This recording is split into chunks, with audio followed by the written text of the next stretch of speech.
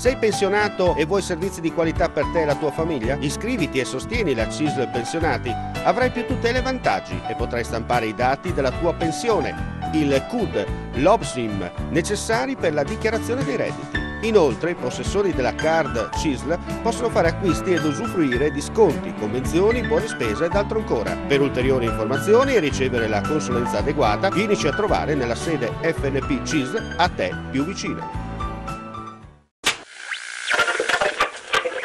Attenzione, attenzione, Udine che interviene. Keram ha segnato il gol del vantaggio sulla promozione su sanitari, ceramiche e accessori per la tua casa. Sei vincente? Keram ti fornisce l'assist giusto per fare gol davanti a tutti. Keram si trova a Tavagnacco in via Nazionale 56 di 1, aperta tutti i giorni, esclusa la domenica. Keram, non perdere l'occasione. La nostra emittente, in occasione dell'87esima adunata nazionale degli Alpini a Pordenone, che si è svolta dal 9 all'11 maggio scorso, mette a disposizione di chi volesse un DVD con le riprese della dunata fatte da numerose gru da un'altezza di 50 metri. Il costo del DVD è di 30 euro, con la possibilità di spedirlo in tutta Italia. Per qualsiasi informazione o prenotazione potete chiamare i seguenti numeri: 0434 55 5486 o 0434 55 14 55. Ripetiamo: 0434 55 5486 oppure 0434 55 14 55. Gli Alpini, un'occasione unica da rivedere. Fuori dai denti, questa manifestazione servirà a qualcosa? Ma spero di sì, ma ho purtroppo i miei dubbi, visto i precedenti. Vedo che la politica sta partecipando in massa. Sì, io spero che a questo punto veramente facciano qualcosa di veramente concreto. Io lo sto facendo in modo ironico, nel senso che non vedo consiglieri regionali qua. Sì, no, sono quei 4 gatti messi in croce come sempre, insomma. Io spero che domani hanno detto che faranno un consiglio comunale urgente, sempre in ritardo, sempre con molta calma. Mettiamo il caso, chissà, no? Le vie del Signore sono sempre infinite, che si sblocchi qualcosa di positivo. Cosa si potrà fare poi per il futuro? Ma noi quello che ci auspichiamo è comunque una collaborazione vera e reale con St. Peter, quindi i parti fisiologici anche in acqua, il travaglio in acqua qui da noi e tutto quello che può essere le complicazioni eccetera fatta a St. Peter. Visto che c'è la possibilità di avere un ospedale così vicino, ben venga. Poi con i fondi europei, insomma, potrebbe essere una cosa veramente interessante, una bellissima cosa, un'eccellenza per Gorizia. L'unica cosa è che la politica comincia a fare la politica. Sì, la politica fa schifo.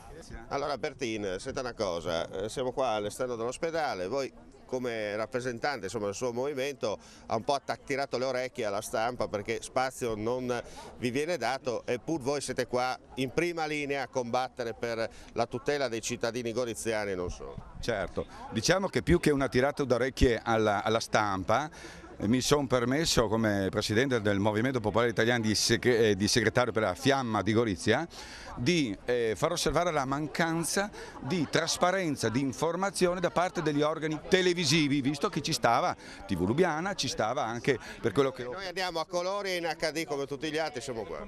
Un tanto di... Quello che fanno gli altri non ci riguarda, noi personalmente... Un tanto di cappello per quanto riguarda questa intervista che ci concedete, per cui sicuramente non possiamo pensare male di voi. Ecco, siamo una realtà territoriale politica, in particolare il Movimento Popolare Italiano, perché siamo da 2 anni e mezzo che esistiamo e abbiamo iniziato a raccogliere dal 27 luglio del 2012 firme per continuare a nascere a casa nostra e per difendere reparti e servizi dell'ospedale di Gorizia che da anni sono in continuo ridimensionamento e spoliazione. Quello che conta, alla fine la gente sta rispondendo con i fatti oppure come sempre lancia il sasso e poi si nasconde? Allora, diciamo alla cittadinanza sicuramente no, continuano a farsi notare le realtà del territorio, tipo il comitato delle 4.000 firme, ma anche tipo il nostro movimento popolare che al momento attuale abbiamo raccolto 1.860 firme. In particolare il nostro punto di vista in sintonia con la Fiamma Tricolore è quello che siamo in linea di principio contrari all'integrazione sanitaria transfrontaliera e al GECT perché lo vediamo un buco nell'acqua e siccome ci teniamo informati continuamente per quanto riguarda le altre realtà di quelli che sono favorevoli alla collaborazione sanitaria con St. Peter e all'integrazione,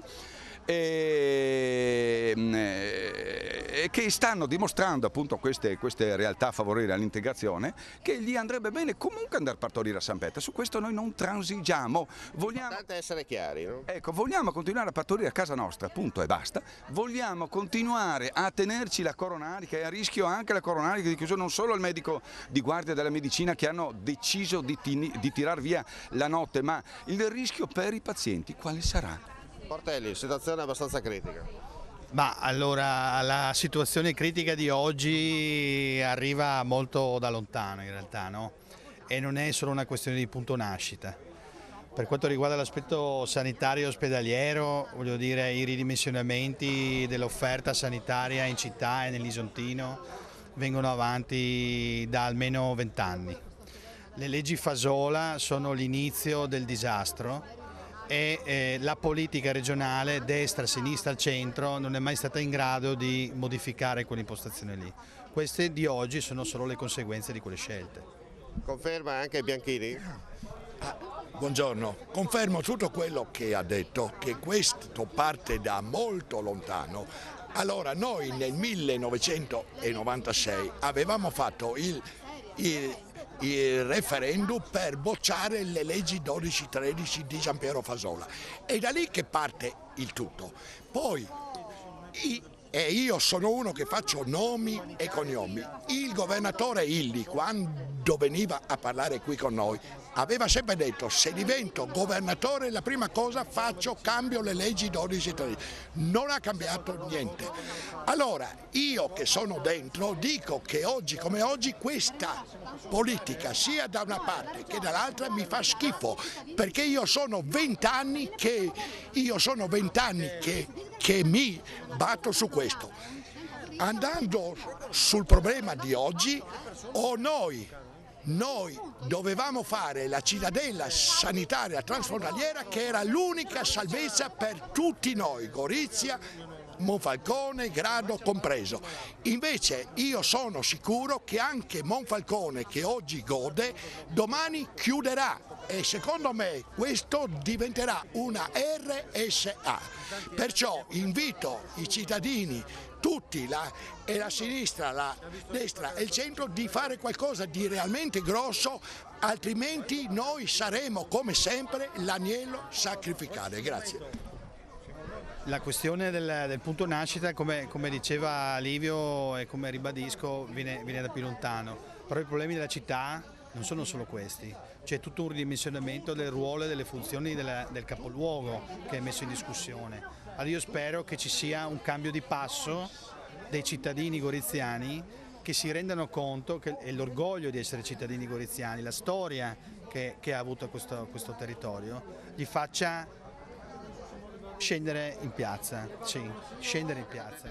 Ci vuole una mobilitazione larga intorno ai problemi, che non sono solo quelli del punto nascita, ma sono il ridimensionamento della presenza dello Stato sul territorio, il fatto che se la provincia chiude non sei più un capoluogo, quindi non hai più una prefettura, una questura, non hai un tribunale, non hai l'ordine degli avvocati, non hai i vigili urbani del fuoco, carabinieri, cioè è un paese quello che viene alle porte, cioè diventeremo un paese, e questo i goriziani secondo me ancora non lo sanno, e questo interroga noi, cioè noi politici negli ultimi 15 anni abbiamo sbagliato strategie. Cioè invece di fare consigli comunali, votazioni di ordini del giorno, riunioni che poi nessuno vede, dovevamo essere più incisivi nel mobilitare le persone.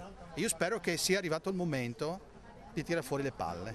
Lo speriamo tutti. Oretti, lei conferma?